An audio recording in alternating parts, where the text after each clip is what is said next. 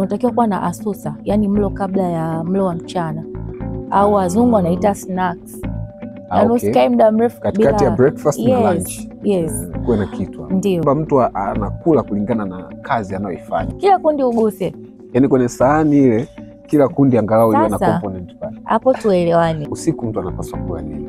Sasa baada ya kushiba unapotoka hapo unaenda kufanya nini? Lakini ukimkuta kwenye shughuli kajaza mfumo wetu ama mtindo wetu wa maisha, hususan kwenye upande wa vyakula ambavyo tunakula, tunaishi navyo kwenye maisha yetu ya kila siku, imekuwa ni sababu kubwa ambayo inapelekea magonjwa yasiyoambukizwa kuendelea kuzalisha kesi nyingi za wagonjwa ambao wanapokelewa katika hospitali zetu. Na hapa leo tumepata bahati ya kuwa na Madam Digna Prosper. Huyu ni afisa lishe. Asante. Leo tunaongelea masuala ya lishe. Ndio. Na watazamaji watatuia radhi, kuna watu ambao tutawasema kwenye mahojiano yetu. Kabisa. Tunagusia lishe na takwimu zinaonyesha kwamba wagonjwa wa magonjwa yasiyoambukizwa kesi zinaendelea kuwa nyingi sana. Changamoto kubwa ni lishe. Hivi tukisema lishe tunakuwa na maana gani? Kwa mtu ambaye yani anasikia tu lishe. Asante ndugu mtangazaji. Tunavyozungumzia lishe kwa sehemu kubwa, kwanza kama tafsiri za huko mtaani kuna tafsiri tofauti. Lakini tunavyozungumzia lishe tuna maana ni mchakato mzima ambao unakuwa unahusisha mmeng'enyo wa chakula, uchakataji wa kile chakula ukawa katika virutubishi na mpaka tunapata appearance au muonekano wa mtu alivyo, ndio tunaita lishe. Ndio. Na sasa lishe kuna lishe bora, lishe duni. Hebu tupe utofauti wa lishe bora, lishe duni. Tunapima kwa muonekano ama kuna tafsiri nyingine? Okay, lishe bora na lishe duni tunaipima kwa vipimo maalum vya tafsiri za hali ya lishe.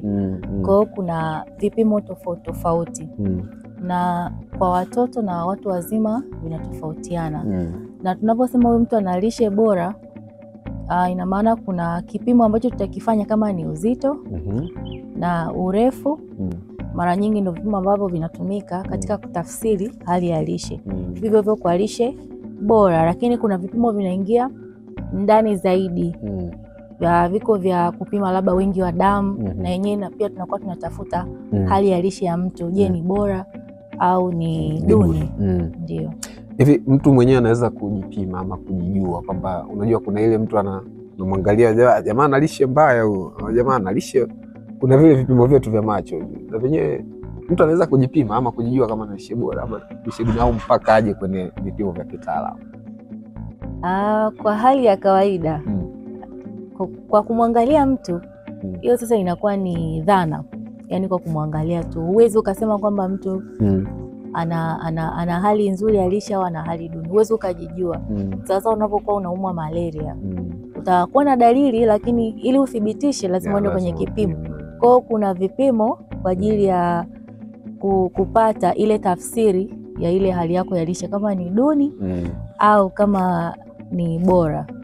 Sasa sisi mtaani tuna ile kwamba ukiona mtu ni bigi kidogo unasema sisi jamaa ana lishe, alafu ukiona mtu kimbaumbao sasa hana lishe. Kwa hizo ni dhana tu. Ni dhana, ndio. Nyuma ya lishe bora kuna nini? Lishe bora inatokana na nini? Okay. Lishe bora inahusisha zaidi ulaji unaofaa, ambao kwa taifa letu la Jamhuri ya Muungano wa Tanzania imeweka kabisa mwongozo maalum ambao sasa wahudumu wa afya na watu na wadau mbalimbali tunashirikiana katika kuelimisha jamii kutambua hiyo hali ya lishe au kutambua lishe bora inakaeje.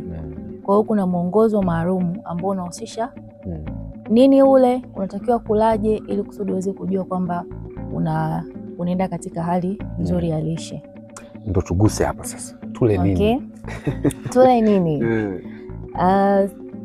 Kwa jamii yetu ya Kitanzania tumezoea kuwa na milo tofauti kutokana na mazingira au kwa makabila tulivyo, si ndio? Tunakula kulingana na maeneo na kile chakula kinachopatikana. Lakini nipende kuiambia jamii kwamba kuna utaratibu wa kula. Kwa mfano, ule mwongozo wetu unatuelekeza kwamba kila siku unatakiwa katika mlo wako hakikishe una makundi 6 ya chakula kila itwapo leo. Makundi 6 yasikose. Makundi 6 yasikose. Hello. Na makundi hayo labda ningependa jamii yatambue. Kundi la kwanza kabisa ambalo limeainishwa ni kundi ambalo linajumuisha nafaka, mizizi, jamii ya mizizi na ndizi mbichi au ndizi zetu za Bukoba. Hilo ni kundi moja. Nafaka hapa namaanisha tuna mchele, tuna ngano, ulezi na kadhalika. Kwa hilo ni kundi ambalo ni moja na linatoa kirutubisho aina ya wanga. Na kwa baadhi ya watu nadhani wanaelewa ninaposema wanga ni kirutubisho ambacho kikichakatwa mwisho wa siku kinazalisha glucose au nishati ambayo ndio inaupa mwili nguvu kwa ajili ya kufanya kazi mbalimbali ikiwemo kama kukimbia, kutembea, kufanya kazi za nyumbani. Kwa hiyo ndio kazi ya hivyo vyakula. Kwa hiyo ni kundi moja. Kwa hiyo ndizi pia iko kwenye hilo kundi moja ikitoa nishati lishe au hiyo wanga. Kundi la pili tuna kundi la jamii vyakula vinavyotokana na jamii ya wanyama. Ingana maanisha kuna samaki, kuna maziwa, mayai, senene, kumbikumbi. Nyama yenyewe ni sehemu, ni kundi pekee ambalo pia linajitegemea. Likiwa linatoa protein au wengine wanaita utomwili. Kwa sehemu kubwa ikiwa kazi yake ni kujenga, yani kujenga mwili au misuli na kuongezeka uzito. Ni mojawapo ya kazi ya hili kundi. Lakini kundi la tatu tuna mboga. Ni kundi linalojitegemea. Kwa hiyo vitunguu maji, karoti, Chinese na kadhalika, mchicha, vyote, msusa ni kundi linalojitegemea. Linatoa vitamin na madini. Lakini tuna kundi la matunda na lenyewe pia linajitegemea. Ni kundi jingine la chakula. Matunda yote kama tunavyofahamu, parachichi, banana, makundi yote of course ya matunda yanajumuisha utoaji wa vitamin na madini. Lakini pia tuna kundi jingine la jamii ya kunde na karanga na mbegu. Hapa namaanisha korosho zinajumuishwa hapo. Jamii ya mbegu za maboga zinajumuishwa hapo. Na pia na upatikanaji wa virutubishi pale ni vitamin na madini na vitu vingine pia vinapatikana pale na mafuta. Kwa hiyo na karanga pia ziko kwenye hilo kundi linajitegemea. Na kundi la mwisho ni mafuta ambayo tuna mafuta ya mimea na yanayotokana na wanyama. Kwa hiyo pia ni kundi ambalo linajitegemea pia. Kwa hiyo kwa makundi hayo yote 6 kwa mlo wako wa siku nzima kuanzia asubuhi mpaka kila kundi uguse. Yaani kwenye sahani ile kila kundi angalau iwe na component pale. Hapo tuelewane. Sio kwenye sahani moja kwa mlo mmoja basi ndio na components zote. Hapana. Tunakula kwa sessions au kwa vipindi. Kwamba asubuhi ukipata kifungua kinywa kiwe na mlo fulani. Kundi fulani iliwepo. Kwa mfano asubuhi unaweza ukapata kama ni muhogo tuseme na chai ya maziwa. Tayari ushatumia makundi mawili ya chakula. Una protein kutoka kwenye maziwa na baadhi ya madini na una wanga. Lakini baadaye tuna utaratibu wa kwamba unatakiwa kuwa na asusa, yani mlo kabla ya mlo wa mchana au wazungu wanaita snacks. Yaani usikae muda mrefu katikati ya breakfast na lunch. Kuwe na kitu. Ndio. Kwa hiyo ikiwa na maana kwamba unaweza ukachukua banana zako 2 ukala, tayari ushakula tunda kundi jingine. Mchana ukaja kupata lunch. Lunch yako ukairudia, labda ukaweka wanga tena kama ni ugali, lakini ukaweka mboga za majani na maharage labda na samaki. Umekula pia kitu kingine. At the same time naamini umekula maharage pia nimesema ni kundi la jamii ya mikunde, kwa hiyo linakuepo. Mafuta utasema umeala wapi? Katika kuunga mboga na maandalizi yako ya mboga ya majani umetilia mafuta. Kwa hiyo tayari makundi yanakuwa yamekamilika kwa siku nzima. Okay. Sasa kwenye maisha yetu ya kawaida, yani turudi tu kwenye maisha yetu ya kawaida, hiyo ni mpangilio kitaalamu. Najua wako ambao wanamudu iko, lakini sio wote. Sasa kuna ile kwamba mtu anakula kulingana na kazi anayoifanya. Kwa mfano unakuta mtu anasema mimi nafanya kazi ngumu, kwa nakula ugali labda na wali. Hiyo imekaaje kwamba anakula lakini kazi ile anayoifanya inamfanya yani ndio inafanya ale vile, lakini ana uwezo hata wa kubani hata kama kuna madhara ambayo yanatokana na labda chakula hicho anachokula, labda ni mcheza mpira ama anafanya kazi ngumu. Hiyo mnaifanyaje? Mnashauri mnashauri vipi? Sasa kwa kwamba unakula kulingana na kazi unayofanya, sio kazi tu, kuna pia na umri, yes. Lakini pia kuna na physiological appearance au niseme ule muonekano. Kwa mfano mama, muonekano wa mahitaji ya kifiziolojia au ya kindani. Kwa mfano mama mjamzito hawezi kula sawasawa na mcheza mpira. Okay. Au mgonjwa hawezi kula sawasawa na mtu ambaye ni mzima. Kwa hiyo sasa tunavyosema kwamba labda mtu anatumia chakula kingi, labda akitegemea labda kile chakula ndo anapata nguvu, bado tunarudi pale pale, chakula chote unabidi ukithamini, yani makundi yote yawepo. Haijalishi kwamba unacheza mpira, haijalishi kwamba wewe ni mama mjamzito, haijalishi kwamba wewe ni mtoto. Kinachotofautiana tu ni ratio, amount au portion size ndio itakayobadilika tu. Lakini bado utakula kulingana na uhitaji wako, kwa sababu msukuma mkokoteni kule, mimi siwezi nikamwambia ale wanga kidogo, kwa sababu na uhakika ile nguvu anaenda kuitumia itafanya kazi. Kwa hiyo ana burn au anaunguza ile nishati.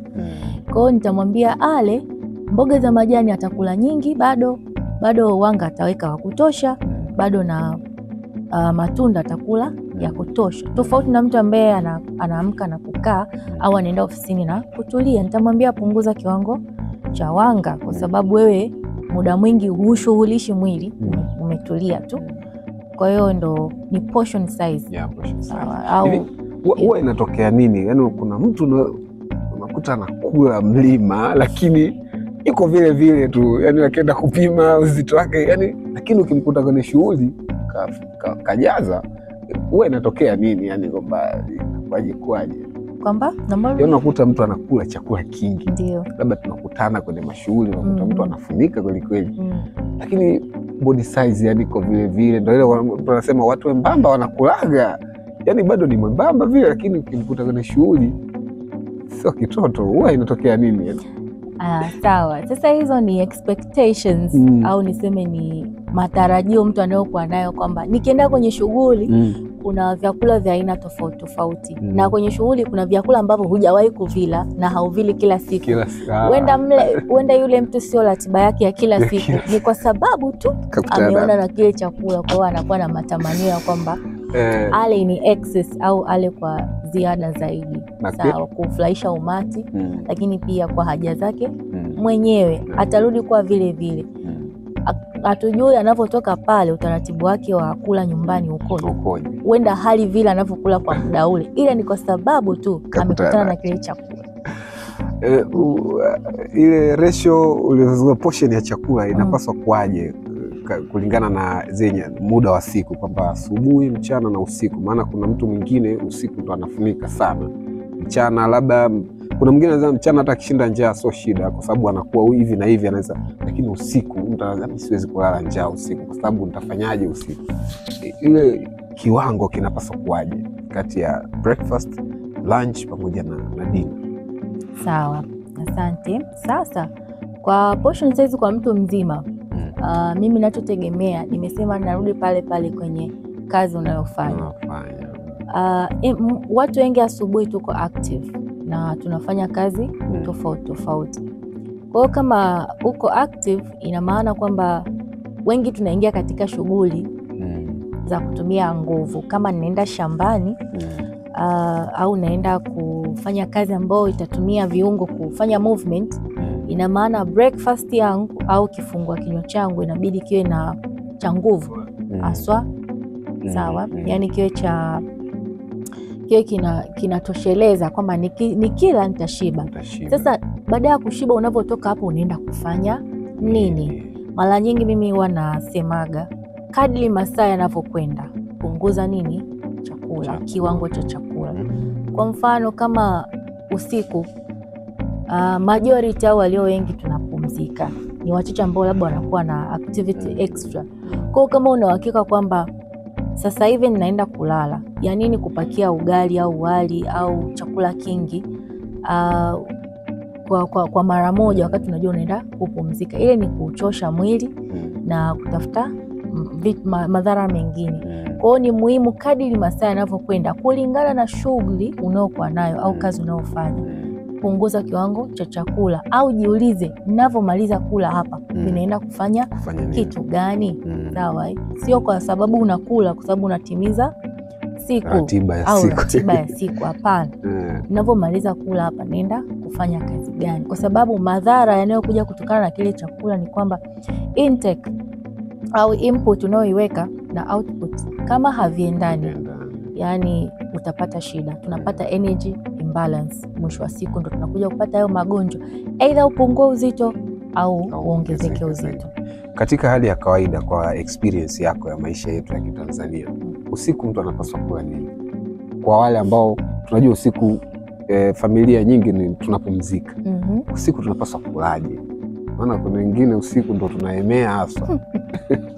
Asante. Sasa kwa swala la usiku, usiku basically nashauri sana wale watu ambao hata hawajapatwa na magonjwa yasiyo kuambukiza, lakini bado wako katika hali wanajiona wako kawaida. Usiku punguza sehemu ya wanga, yani zaidi nishati ambayo ina nguvu nyingi. Kwa mfano kama wali, ugali, viazi, kwa usiku inabidi upunguze. Sawa, au kama ni wengine usiku labda ndo wanatumia sana kilevi, punguza. Sawa, punguza. Of course pombe nayo inazalisha kiwango fulani cha nishati kubwa. Sawa, pia vyakula vyenye mafuta mengi usiku punguza. Usiku sio muda wa kula kitumbua. Sawa, usiku sio muda wa kula chips. Sawa, usiku sio muda wa, yani vyakula vyote vyenye mafuta kwa usiku na vyakula vyenye wanga mwingi sio salama. Kwa hiyo napendekeza kwa usiku au jioni, mlo wa jioni, jamii ya kunde ihusike na matunda ambayo hayana sukari au hayana sukari kwa wingi. Yani parachichi linaweza likatumika usiku, juisi ya ubuyu, lakini pia unaweza kutumia tango kwa usiku, ni salama. Kama ni banana unakula kidogo, kama ni tikiti unagusa kidogo. Na mboga za majani, na unaweza kuongezea kama kikundi la protini, samaki pale, maziwa. Na maziwa sio lazima utilie sukari. Kwa hiyo ukapata glasi yako moja, samaki kidogo, basi unakula, unapumzika. Vyakula gani vinaonekana ni hatari kwa sababu tunajua ninyi watu walishe, kwa vyote vile mnafanya utafiti mtaani kuona watu wanakulaje na wanaishije. Vyakula gani ambavyo vimeonekana ni hatari zaidi ambavyo watu wanapendelea sana na pengine vimechangia kwenye kesi kama hizi za magonjwa ya kuambukiza? Vyakula hatari kwa jamii ya Kitanzania, niseme kwa ujumla, tunakoelekea of course tuna uzalishaji wa viwanda, vyakula vya kusindika ni vingi sana. Na hapa naongelea juisi ambazo ni za kuzalisha, yani ni man made, sio za kutoa kwenye matunda yetu ya asilia. Sasa hivi tuna mtindo wa kunywa sana soda na kuthamini sana juisi nyingine ambazo zimezalishwa kiwandani. Imeandikwa ni embe, lakini sio embe kama tunavyofikiria. Kwa hiyo ni kuwa makini.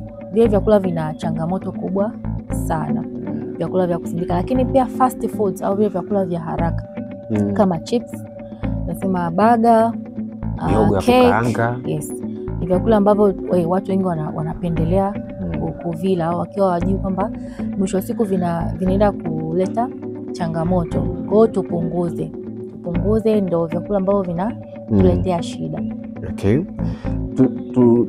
Turudi kwenye mwanzoni, ulizungumzia kile kipimo cha kupima hali ya lishe. Ndio. Ndo BMI. Body Mass Index. Hebu kizungumze vizuri hapo, alafu na namna mtu ambavyo anaweza kwa sababu nafikiri sio utamaduni wetu tuliokuwepo wengi, na mtu anapaswa kupima hiyo BMI baada ya muda gani pengine? Okay, BMI tunasema ni Body Mass Index kama inavyojisema, ni index au ni indicator. Kwa Kiswahili tunaweza tukatafsiri tukasema ni kipimo ambacho kinaleta yani kinaonyesha uwiano wa uzito na urefu wa mtu. Unaleta tafsiri gani? Je, uwiano wako, uzito na urefu wako vinauwiana? Sawa.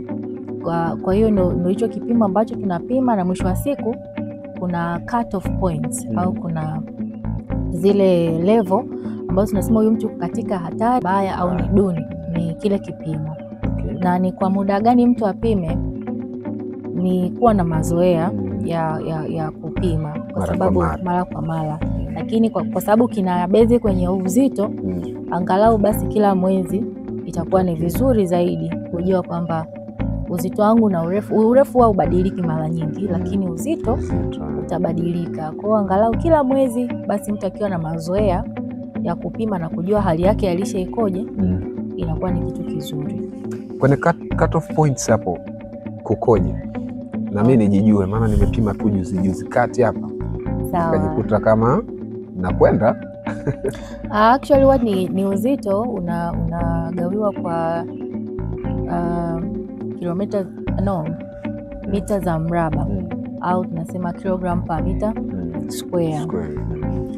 Kwa hiyo mara nyingi tukishafanya hayo mahesabu kwa level inayoanzia chini ya 18.5, chini ya 18.5, yani kuanzia 18.4, nasema huyo mtu ana uzito pungufu.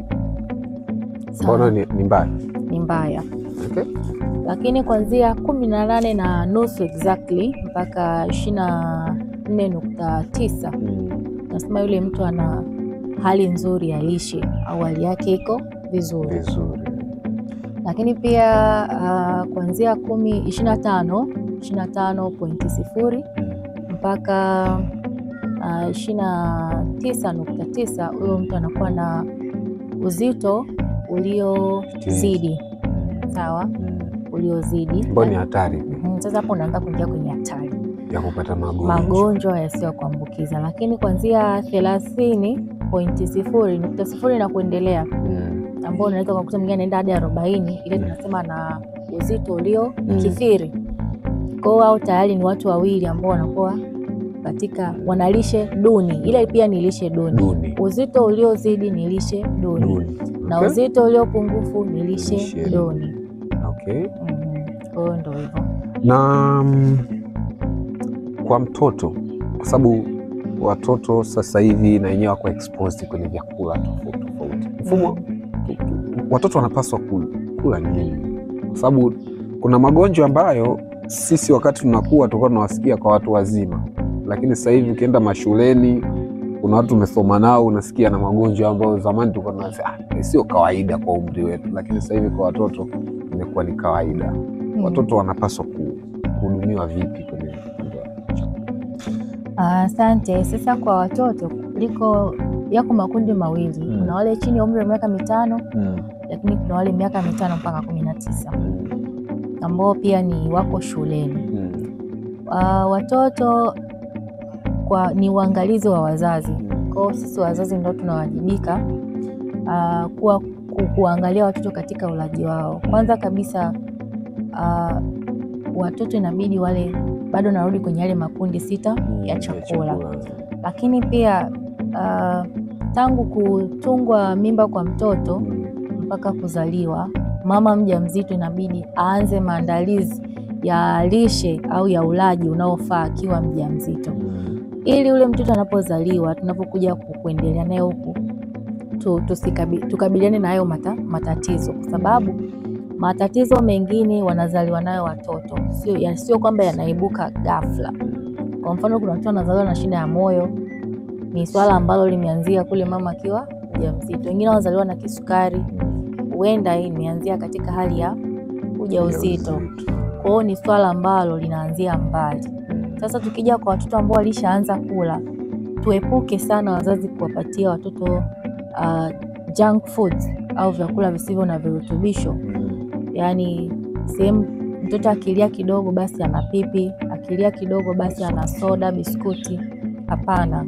Umekuja naye kliniki, mama basi thamini, bebe banana, ndizi, sukari au parachichi, nenda nayo kwa ajili ya mtoto wako. Tunaweza tukajiuliza labda wazazi wetu waliishije kule nyuma kipindi wanatulea, walitulea katika mazingira gani?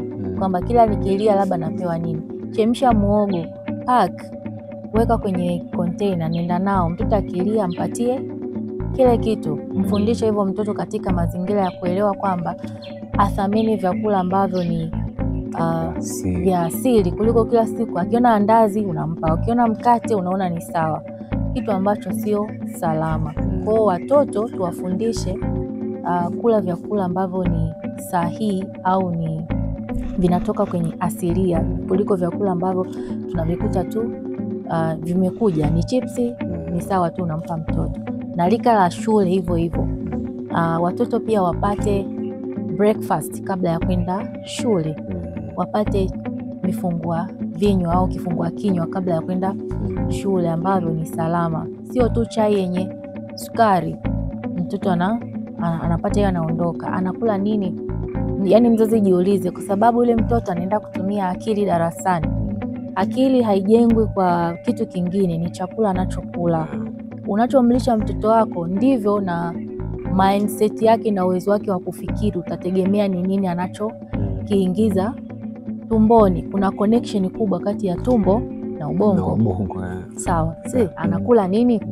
Kwa kama hali vile ambavyo tunategemea, hali vyakula ambavyo tunavihitaji ni changamoto. Kwa hiyo tupunguze sana matumizi ya sukari. Chakula kiwe kitamu, sio sukari nyingi, sio chumvi nyingi, na sio mafuta mengi.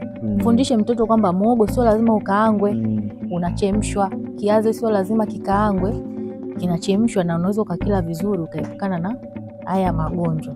Sawa. Umeongea kitu ambacho nilitaka nikuulize. Kuna uhusiano kati ya lishe na uwezo wa kufikiri. Nafikiri umelijibu vizuri, kwa sababu mimi kuna mazingira ambayo unaona kuna matukio yanatokea, unaona hii ni changamoto ya lishe. Kwa hiyo kumbe kuna uhusiano kati ya lishe na uwezo wa kufikiri. Ndio. Yeah. Na wakati tunamalizia, ni magonjwa gani ambayo yameonekana ni yanatokana sana na mtindo wa maisha yetu ya kula, magonjwa ambayo sio ya kuambukiza, ambayo nyinyi mnakutana nayo huko kwa wagonjwa ambao mnawapokea hospitali? Okay, asante. Magonjwa yasiyo kuambukiza ambayo yametokana na yasiyo ya kuambukiza. Yasiyo ya kuambukiza, yes. Kwa mfano tuna udumavu. Sawa. Udumavu ni ugonjwa ambao hauambukizwi, ila unatengenezwa na unatokana na hali ya lishe. Nikisema mtu mara nyingi sasa udumavu tuna utafsiri zaidi kwa watoto. Kwa watoto, kwa sababu watu wazima waliodumaa kuwatambua itakuwa sio kitu chepesi, lakini kwa watoto inatambulika kwamba mara nyingi tunaangalia uwiano wa kimo na umri. Kwa kimo cha mtoto kama au urefu, niseme kimo na umri kama haviendani, tayari mtoto amedumaa. Na mtoto kama kimo chake na umri haviendani, udumavu wake unaenda ndani zaidi, yaani hadi akili inakuwa imedumaa. Sawa. Inakuwa imedumaa, ina maana ni ugonjwa ambao hajaambukizwa, ila ameupata kutokana na hali ya lishe. Hakula vizuri, hakunyonya vizuri. Sawa. Matunzo hayakuwa mazuri toka alivyokuwa mimba, kuzaliwa kwake na kuishi kwake. Kwa hiyo unakuta ni mtoto tayari amepatwa na hiyo changamoto.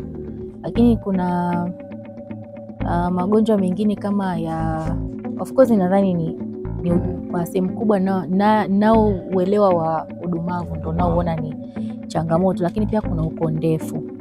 yaani kwamba uwiano wa kimo na uzito haviendani.